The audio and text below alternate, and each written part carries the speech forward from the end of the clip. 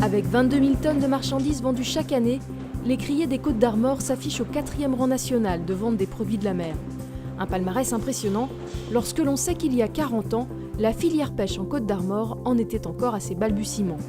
Avant la mise en place des criers en 1977, la coquille Saint-Jacques reste la principale ressource de pêche. Les pratiques sont encore artisanales, les transactions s'effectuent à l'ancienne sur le quai.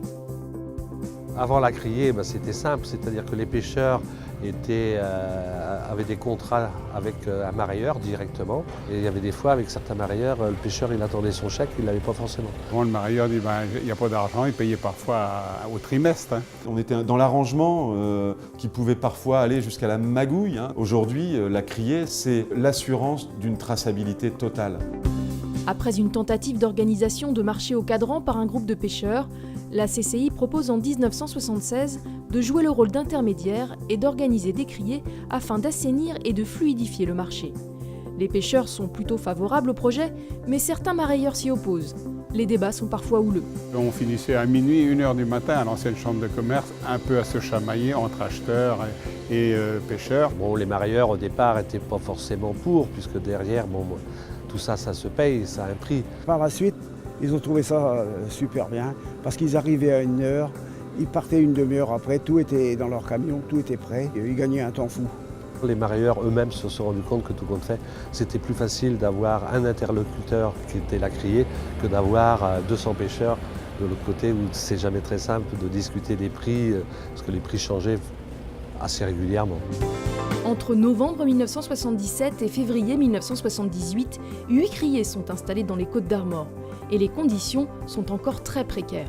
On n'avait rien, c'est-à-dire qu'on avait 2-3 chariots élévateurs, on avait une balance, une cabane. C'était une ambiance un peu de bistrot, si je puis dire, et l'hygiène à l'époque n'était pas terrible, c'était par terre, même le sol, quoi. On vendait par tous les temps dehors, puisqu'on avait un crieur qui vendait à la voix, mais tout était noté sur des papiers, des ardoises. Et après, petit à petit, il y a eu les constructions des criers qui n'étaient pas réfrigérés au départ.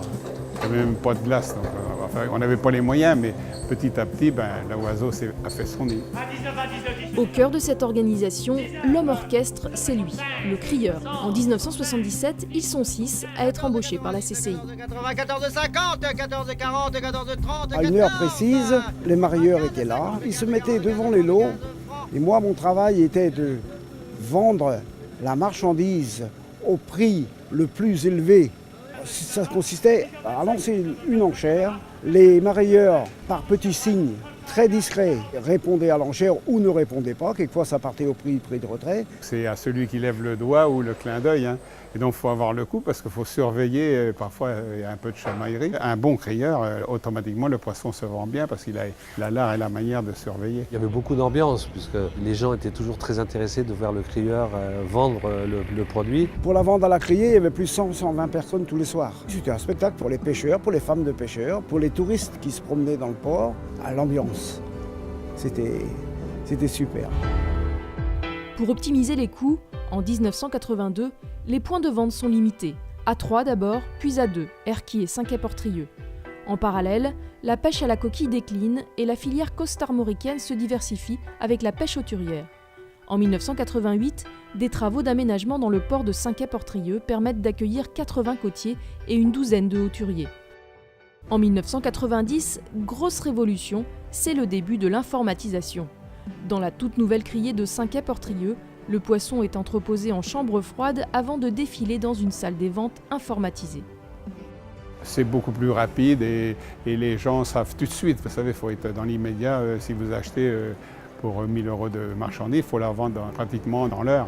Il fallait évoluer parce qu'il n'y avait pas le choix, puisque maintenant on fait une vente informatique et on peut acheter de n'importe où en France, alors qu'avant on était obligé de se déplacer et de venir sur le terrain pour pouvoir acheter. Ensemble, depuis 40 ans, CCI, pêcheurs et mareyeurs ont su faire évoluer les pratiques pour s'adapter aux transformations du marché. Une stratégie payante qui a fait émerger une filière forte, respectueuse des ressources et très solidaire, une particularité costarmoricaine.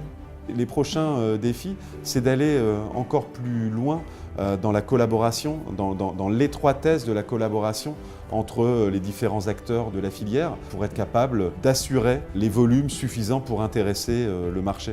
Si vous voulez rêver, il faut rêver en grand. Donc moi, ce que j'aurais envie de dire aux Côtes d'Armor, c'est mesdames, messieurs, rêvez en grand. Voilà. Rêvez grand pour les Côtes d'Armor.